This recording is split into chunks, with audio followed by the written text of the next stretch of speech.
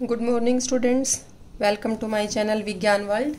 10th class students, आज हम करेंगे पीएच। पिछला टॉपिक हमारा था similarities between acids and bases, अम्ल और क्षारक में समानताएं। तो आज का हमारा टॉपिक है पीएच। पीएच क्या होती है स्टूडेंट्स, ये इम्पोर्टेंट टॉपिक है, काफ़ी ध्यान से समझिएगा। ये एक जर्मन शब्द है पी, ठीक है। इस तरीके से लिखते हैं इसको, छोटा पी लिखते हैं, आप ऐसे भी लिख सकते हैं। तो यहाँ पे पी का मतलब होता है पावर, पावर से लिया गया है पी। पावर मतलब शक्ति, ठीक है। एच है हाइड्रोजन आयन। आपने जैसा पिछले चैप्टर में पढ़ा था, हाइड्रोजन आयन होते हैं अम्ल में और हाइड्रोक्साइड आयन होते हैं क्षारक में। तो पीएच क्या होगी, हाइड्रोजन आयन की शक्ति, कि जितने ज़्यादा हाइड्रोजन आयन होंगे, हाइड्रोजन आयन जो है जितने ज़्यादा होंगे उतना प्रबल अम्ल होगा। क्या होगा? प्रबल अम्ल। और जितने हाइड्रोजन आयन कम होंगे उतना होगा प्रबल क्षारक, ठीक है। क्या होगा? उतना ही प्रबल क्षारक। तो स्टूडेंट्स इसको समझिए आप। ये वैसे पी एक जर्मन का वर्ड है, उससे लिया गया है पावर। तो देखिए आप, जो है पीएच का स्केल होता है, इस तरीके से बना लेते हैं हम। ये होता है 0 से लेके और 14 तक, 0 से 14 तक है ये, जिसमें जब 7 पीएच होगी, यहाँ पे करीब 7 होगी, तो इसको तो बोलते हैं उदासीन। भाई कोई भी सब्सटेंस, कोई भी पदार्थ अगर 7 पीएच पे है तो ना तो वो अम्लीय व्यवहार है उसका और ना ही क्षारकीय है, ठीक है। तो जैसे जैसे इस तरफ जाएंगे तो क्षारकीय प्रवृत्ति बढ़ रही है, क्षारकीय प्रवृत्ति, ठीक है। क्या है ये? क्षारकीय प्रकृति बढ़ रही है। और जैसे जैसे इस तरफ जाएंगे 7 से 0 की तरफ, जैसे जैसे ये घटेगा पीएच, अम्लीय प्रकृति बढ़ती है, अम्लीय प्रकृति का बढ़ना, इधर क्षारकीय प्रकृति बढ़ रही है आपकी, ठीक है। ये आपको ध्यान रखना है। अब देखिए जितना भी आप इधर रहेंगे, हाइड्रोजन आयंस जो हैं इधर बढ़ रहे हैं। किधर बढ़ रहे हैं हाइड्रोजन आयन? इस तरफ, 7 से 0 की तरफ। और हाइड्रोक्साइड आयन इस तरफ बढ़ रहे हैं, 7 से 14 की तरफ, ठीक है। अब आपको ये देखना है, और 7 पे उदासीन पे बराबर होते हैं हाइड्रोजन आयन और हाइड्रोक्साइड आयन। तो ये होगी आपकी पीएच। तो पीएच स्केल हो गया ये। पीएच स्केल में ये क्या है? PH scale. देखिए ध्यान से, एक बार रिपीट कर देती हूँ। 0 से 7 तक होता है अम्लीय व्यवहार, ठीक है। ऐसे 1 2 3 4 5 6 7 तक अम्लीय है, और 7 होता है उदासीन, ना अम्ल होता है ना ही क्षारक होता है।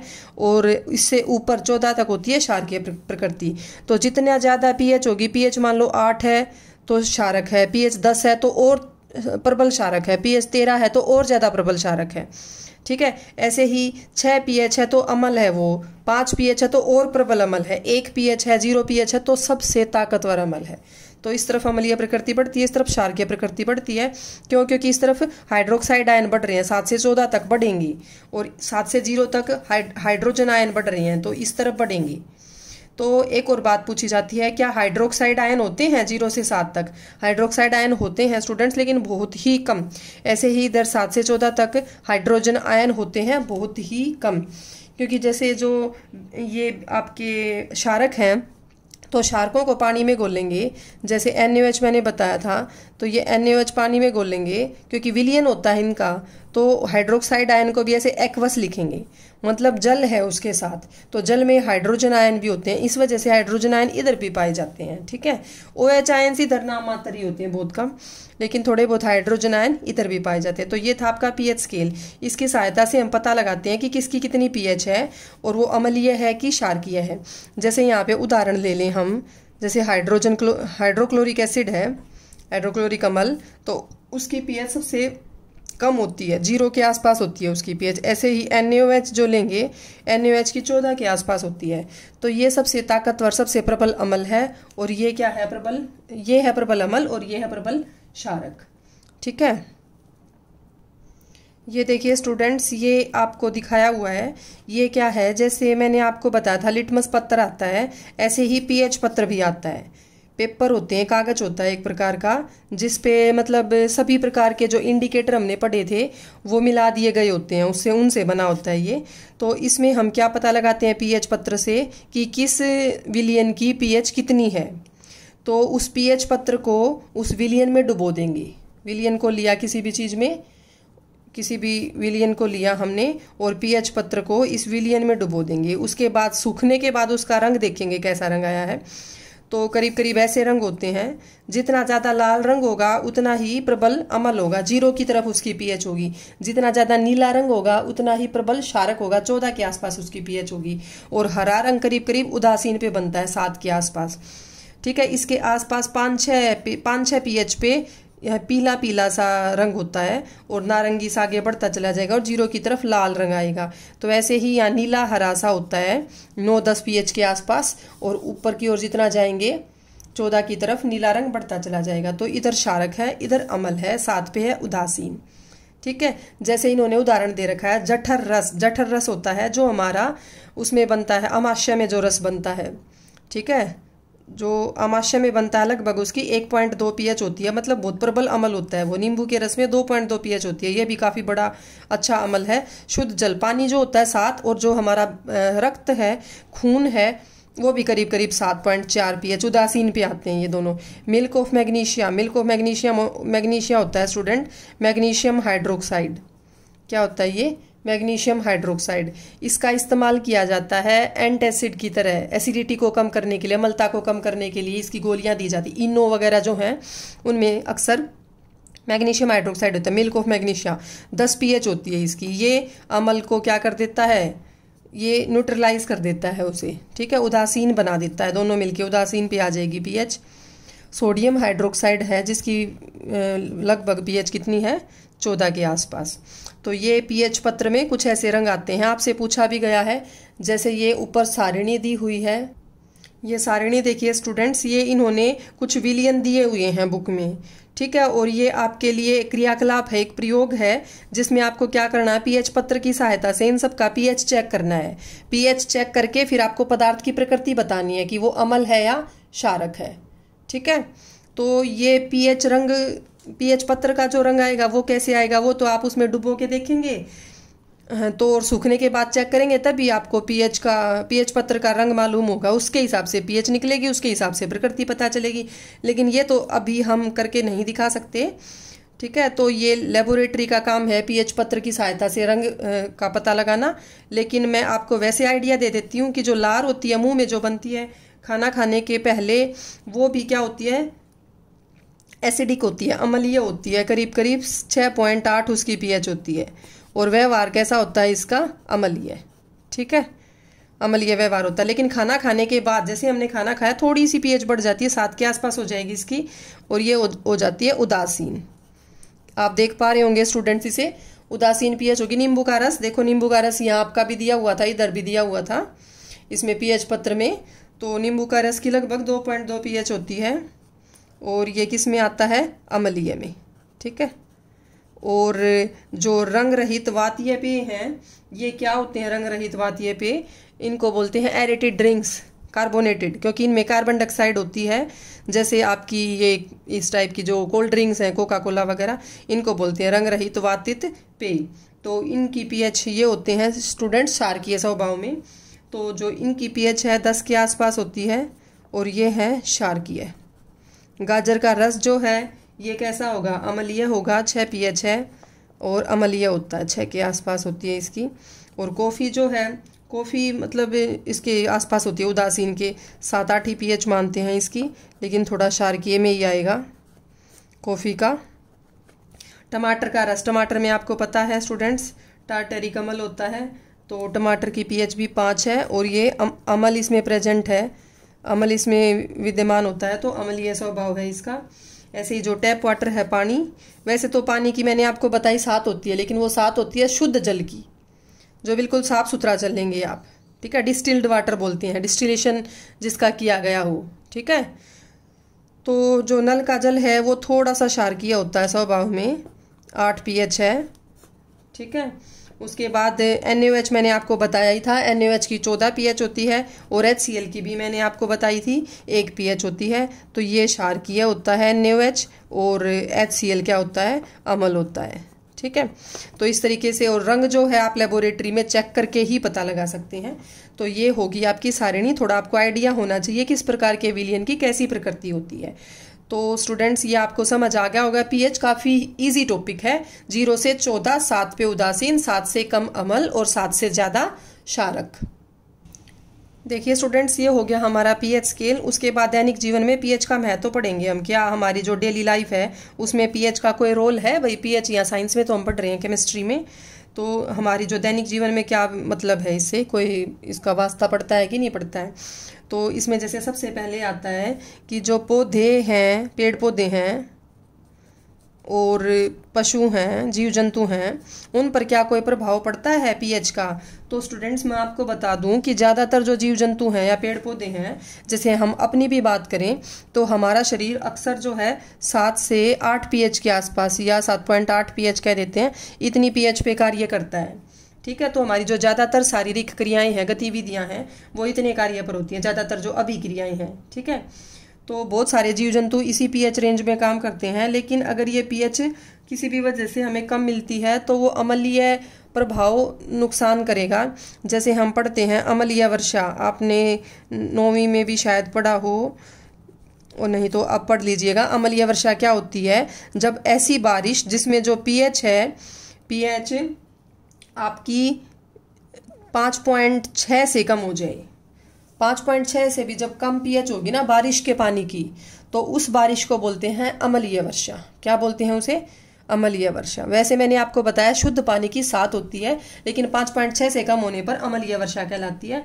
तो अम्लीय वर्षा जब होगी तो जो नदी का पानी है वो भी अम्लीय हो जाएगा, समुद्रों का पानी भी अम्लीय हो जाएगा नदी के पानी की वजह से। तो जो पशु हैं, पेड़ पौधे हैं, उनके लिए वो काफ़ी नुकसानदायक है, ठीक है। तो ये तो था हमारा फर्स्ट पॉइंट। उसके बाद हम सेकंड लेते हैं। सेकंड जैसे मिट्टी पर क्या प्रभाव पड़ता है, ये पौधे पशुओं के मिट्टी देखो आप अपने घर के गार्डन की, बगीचे की मिट्टी देख लीजिए, तो बहुत सारे जो पेड़ पौधे होते हैं वो अलग अलग मिट्टी के हिसाब से उगते हैं। जैसे मिट्टी भी अम्लीय हो सकती है, ठीक है, मिट्टी क्षारकीय भी हो सकती है, मिट्टी उदासीन भी हो सकती है, ठीक है। तो इसको आप कैसे चेक करेंगे कि मिट्टी कैसी है। पानी को तो मैंने आपको बताया था, पीएच पत्र डाल दो और पीएच पत्र का जैसा रंग आएगा वैसा ही पानी का पीएच है। लेकिन अगर आपको मिट्टी चेक करनी हो तो मिट्टी भी काफ़ी आसान है कि मिट्टी ले ली और मिट्टी को फनल्स में लेके और बीकर में नीचे छान लिया, पानी डाल के उसमें और छान लिया, तो जो पानी इकट्ठा होगा, मिट्टी वाला जो पानी है, उसमें पीएच पत्र डाल के आप चेक कर सकते हैं। तो मिट्टी का स्वभाव पता चल जाएगा कि उसकी कितनी पीएच है, ठीक है स्टूडेंट्स। तो इस तरीके से भी आप मिट्टी की पीएच चेक कर सकते हैं। तो बहुत सारे अलग अलग पौधे अलग अलग प्रकार की मिट्टी में उगते हैं, ठीक है। उसके बाद हम करते हैं जैसे दंत क्षय क्या होता है, दांतों का सड़ना। ये क्या होता है स्टूडेंट्स, आपने देखा होगा खाना खाने के बाद अगर आपको बोला जाता है, डॉक्टर बोलते हैं कि ब्रश करनी होती है खाना खाने के बाद, तो वो किस लिए बोलते हैं कि जो ब्रश है, जो आपकी टूथपेस्ट होती है क्षारकीय है। तो वो क्षारकीय क्या काम करती है, हमारे मुंह में होते हैं कुछ बैक्टीरिया। क्या होते हैं स्टूडेंट्स, बैक्टीरिया। तो ये बैक्टीरिया जैसे ही हम खाना खाते हैं, उस खाने से थोड़ी देर में अम्ल बनाने लग जाते हैं। किससे बनाने लग जाते हैं अम्ल, खाने से, भोजन से अम्ल बनाएंगे, और वो अम्ल क्या करेगा, दांतों को क्षीण कर देगा, उनको गलाने लग जाएगा, ठीक है। तो उस अम्ल को खत्म करने के लिए क्या कहते हैं, हमें ब्रश कर लेनी चाहिए ताकि वो अम्ल का न्यूट्रलाइजेशन हो जाए, उदासीन बन जाए, वो अम्ल वहां से खत्म हो जाए, ठीक है। इसी वजह से बोलते हैं। लेकिन आपको एक बात ध्यान रखनी होती है कि अगर आपने कोई खट्टा पदार्थ खाया है तो एकदम से ब्रश ना करें, 2-3 मिनट रुक के करनी चाहिए, ठीक है। क्योंकि जो खट्टा पदार्थ है तो वो एकदम से एक लेयर जो है इनेमल जो है इसमें टीथ में, दांतों में, उसको उतार भी सकता है। तो ये हो गया आपका दंतशय। कोई भी मीठी चीज़, कोई भी खाना, उसके बाद ब्रश करनी चाहिए, क्योंकि वो क्षारकीय होती है और वो अमल को नहीं बनने देती। बैक्टीरिया जो खाने से अमल बनाएंगे, क्योंकि सारा खाना ही वहाँ से साफ़ हो गया, मीठा ही साफ़ हो गया, तो फिर वो अमल किस चीज़ से बनाएंगे। तो ये दंतशय होती है। दंतशय भी पीएच का प्रभाव पड़ता है। उसके बाद मैं आपको बताती हूँ हमारे पाचन तंत्र का क्या पीएच है। पाचन तंत्र पे पीएच का क्या प्रभाव पड़ता है। तो पाचन तंत्र भी स्टूडेंट्स, मैंने आपको अभी पीछे बताया था कि जो लार है, लार की 6.8 पीएच होती है। ऐसे ही जो हमारा अमाशय है, अमाशय में भी हाइड्रोक्लोरिक अम्ल उत्पन्न होता है, तो उसकी भी अलग से पीएच है। तो अभी पीछे भी बात हो रही थी कि अमाशय में HCl उत्पन्न होता है। क्या उत्पन्न होता है अमाशय में? HCl। लेकिन ये थोड़ा सा ज़्यादा मात्रा में उत्पन्न हो, कोई प्रॉब्लम हो जाए, तो उसे बोलते हैं अम्लीयता हो रही है, एसिडिटी हो रखी है। तो उसको ठीक करने के लिए मैंने आपको बताया था इनो जैसी दवाइयाँ लेते हैं। तो ये दवाइयाँ क्या हैं? एंटासिड्स बोलते हैं इन्हें, मतलब एसिड का उल्टा है ये दवाइयाँ, ठीक है। तो ये क्या करेंगी? ये अमल के प्रभाव को कम कर देंगी, क्योंकि इनका नेचर है, इनकी जो प्रकृति है वो कैसी है? क्षारकीय, ठीक है। तो ये जो है एंटासिड ली जाती हैं, और इन एंटासिड में अभी बताया था मैंने मैग्नीशियम हाइड्रोक्साइड होता है, मिल्क ऑफ मैग्नीशिया, एंटासिड्स उनसे बनी होती हैं। तो एक तरीके से 10 पीएच होती है इनकी एंटासिड्स की, मिल्क ऑफ मैग्नीशिया की। मैग्नीशियम हाइड्रोक्साइड है ये मिल्क ऑफ मैग्नीशिया, तो इनकी 10 पीएच होती है। तो थोड़े से दुर्बल क्षारक हैं ये, ठीक है। ज़्यादा प्रबल क्षारक तो हम ले नहीं सकते, क्योंकि वो पॉइजनस होता है, प्रबल अमल की तरह। लेकिन जो थोड़ा दुर्बल क्षारक है वो लिया जाता है एसिडिटी को कम करने के लिए, जलन को कम करने के लिए। तो ये हो गया हमारा पाचन तंत्र पे पीएच का क्या प्रभाव पड़ता है। ऐसे ही कुछ जैसे पशुओं में, यहाँ पे भी हम कवर कर सकते थे इसको, कि कुछ जैसे जीव जंतु होते हैं, उनके जो डंक होते हैं, डंक के अंदर अम्लीय क्षारक होता है, तेज अम्लीय क्षारक होता है, जिससे वो डंक मारते हैं और इंसानों में छोड़ देते हैं, तो बहुत तेज जलन होती है। जैसे मैं आपको बता देती हूँ, जो मधुमक्खी है, मधुमक्खी की हम बात करें, कभी किसी ना किसी को आपने देखा होगा मधुमक्खी को काटते हुए। तो मधुमक्खी का जो डंक है, मधुमक्खी के डंक में क्या होता है? बेकिंग सोडा होता है स्टूडेंट्स। क्या होता है मधुमक्खी के डंक में? Baking soda. तो बेकिंग सोडा क्या है? एक क्षारक है। तो ये एक दुर्बल क्षारक है, ये छोड़ देती है ये हमारे अंदर, इसकी वजह से जलन होती है। ऐसे ही जो एक नेटल का पौधा है, नेटल का पौधा होता है, तो ये नेटल के पौधे की पत्तियों को गर्म छुए तो करंट सा, डंक सा लगता है, काफ़ी जलन महसूस होती है। तो ये नेटल क्या करता है? मेथेनोइक अम्ल। ये आगे जाके जो कार्बन यौगिक वाला चैप्टर आएगा ना स्टूडेंट्स, उसमें हम अच्छे से करेंगे इनके फॉर्मूले वगैरह, सूत्र वगैरह कैसे बनते हैं। तो जो मेथेनोइक अम्ल होता है नेटल के पौधे में, ये छोड़ देता है हमारे अंदर, तो इससे काफ़ी जलन होती है। तो एक और दिया जाता है, एक पौधा होता है, डोक का पौधा बोलते हैं, डोक का पौधा होता है। किसका? डोक। ये नेटल का पौधा जहाँ होगा ना, उसके आसपास ही उगता है, वहीं मिलेगा आसपास। प्रकृति ने कुछ ऐसा ही सिस्टम कर रखा है। तो ये जो पौधा है, इसके अंदर क्या होता है? क्षारक होता है। तो आपको नेटल का पौधा अगर कोई कांटा वाटा चुभ जाए इसका, तो डोक का पौधा वहाँ पे उसकी पत्ती वत्ती लगा लेनी चाहिए, जिससे क्या है? उदासीनीकरण हो जाएगा। तो ये जो अमल है, इसकी उदासीनता, ये इसका उदासीनीकरण हो जाएगा इसके क्षारक की सहायता से। डोक के पौधे में क्या उत्पन्न होता है? क्षारक। तो ये प्रकृति ने अपने आप ही ऐसा इलाज बना रखा है कि इसके आसपास ही पैदा होंगे ये, तो उदासीनीकरण हो रहा है। नेटल के पौधे में मेथेनोइक अम्ल, डोक के पौधे में क्षारक होता है। मधुमक्खी क्या छोड़ती है? मधुमक्खी भी क्षारक छोड़ रही है। ये बेकिंग सोडा क्या है? एक क्षारक है। तो ये आपको ध्यान रखना होगा। उसके अलावा कुछ और एग्जाम्पल आते हैं जिनकी पीएच क्या है।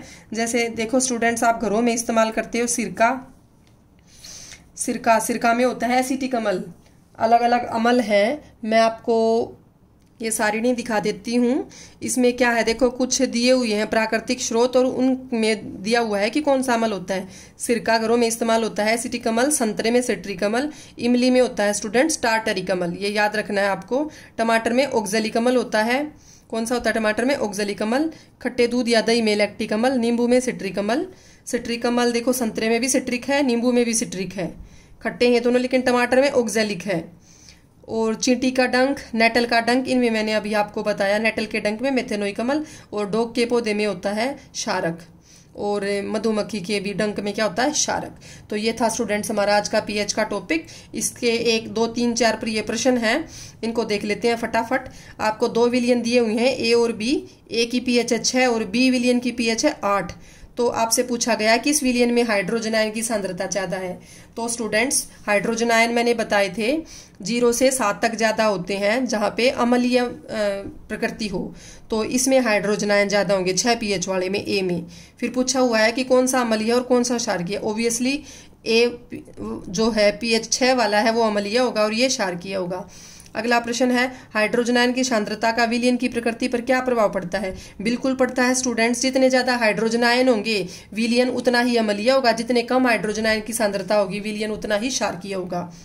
अगला प्रश्न है क्या क्षारकीय विलयन में हाइड्रोजन आयन होते हैं, अगर हाँ तो यह क्षारकीय क्यों होते हैं। मैंने अभी आपको बताया था पीछे, आप ध्यान से देखिएगा वीडियो को, कि जो क्षारक होता है क्षारक में OH एक्वस लिखते हैं। कैसा लिखते हैं OH एक्वस, उसमें जल होता है, तो जल होता है H2O और जल के कारण उसमें हाइड्रोजन आयन होते हैं। तो जो 7 से 14 वाली पीएच है क्षारकीय जो है उसमें भी हाइड्रोजन आयन होते हैं, ठीक है, लेकिन OH आयन के ज्यादा होने की वजह से वो क्षारकीय होता है, ठीक है। थोड़ा बहुत फर्क नहीं पड़ता एक आधे हाइड्रोजन आयन से। फिर अगला पूछा हुआ कोई किसान खेत की मृदा की किस परिस्थिति में बिना बुझा हुआ चूना, बिना बुझा हुआ चूना होता है स्टूडेंट्स कैल्शियम ऑक्साइड, बुझा हुआ चूना होता है कैल्शियम हाइड्रोक्साइड और चौक होता है कैल्शियम कार्बोनेट। ये मैं आपको पहले भी कई बार बता चुकी हूँ, का उपयोग करेगा। इन्होंने पूछा हुआ है कि कोई भी किसान अपने खेत में ये 3 चीजें कब डालेगा, भाई कैल्शियम ऑक्साइड, कैल्शियम हाइड्रोक्साइड और कैल्शियम कार्बोनेट। अब स्टूडेंट्स आपको ये ध्यान रखना है कि ये तीनों की प्रकृति कैसी है, क्षारकीय प्रकृति है। तो कोई भी किसान तब डालेगा इन तीनों को जब उसके खेत की जो मृदा है, मिट्टी है, उसकी अम्लीय स्वभाव हो गया हो। उसके अम्लीय स्वभाव को कम करने के लिए, उदासीनीकरण करने के लिए वो इन 3 चीजों को डालेगा, क्योंकि ये 3 चीजों की प्रकृति कैसी है, क्षारकीय है। तो ये था स्टूडेंट्स हमारा आज का पीएच का टॉपिक। उम्मीद करती हूँ आप सभी को समझ आ गया होगा। ये पीएच का टॉपिक डेली लाइफ में काफ़ी इंपॉर्टेंट है, हमेशा काम आती है, ये बेसिक है। तो स्टूडेंट्स अगर आपको ये मेरी वीडियो अच्छी लगी हो तो इसे लाइक, शेयर और सब्सक्राइब जरूर कीजिएगा।